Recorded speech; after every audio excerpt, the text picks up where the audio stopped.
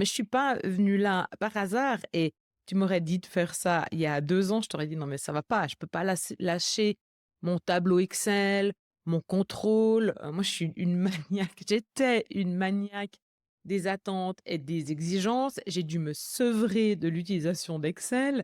Je l'ai utilisé pour le planning quotidien, que ce soit pour organiser dans ma famille, organiser mes stratégies de contenu, tout était dans Excel, quoi. J'avais des to-do list de fou, enfin voilà, parce que je croyais que comme en faisant comme ça, j'allais vider ma tête et récupérer de l'énergie. Mais non, en fait, ça m'aidait à contrôler encore plus et ça me consommait encore plus d'énergie. Bref, tout ça, je le sais aujourd'hui parce que je suis sevrée. Hem Et en fait, faire ces plans d'action, tout ça, je le faisais même pour la manifestation de mes visions. Alors des fois, quand c'était bien, bien aligné, que c'était juste, ça venait de l'intérieur et tout ça, ça marchait. Mais la plupart du temps, ça marchait pas.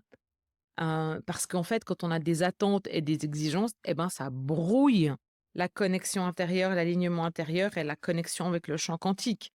C'est pour ça que la manifestation, ça marche pas quand on n'est pas aligné et quand on ne vibre pas haut. Bon, bref, c'est un autre sujet. Pourquoi Pourquoi je faisais ça? Pourquoi je contrôlais? Pourquoi j'organisais? Et je vous le partage parce que je pense que ça peut vous parler, parce que je connais beaucoup de personnes qui fonctionnent comme ça. Heu, je le faisais pour me rassurer et pour me donner l'illusion que tout allait aller mieux, comme sur des roulettes. Je contrôlais, j'avais planifié, ça allait jouer. Sauf qu'en fait, ça marchait pas comme ça.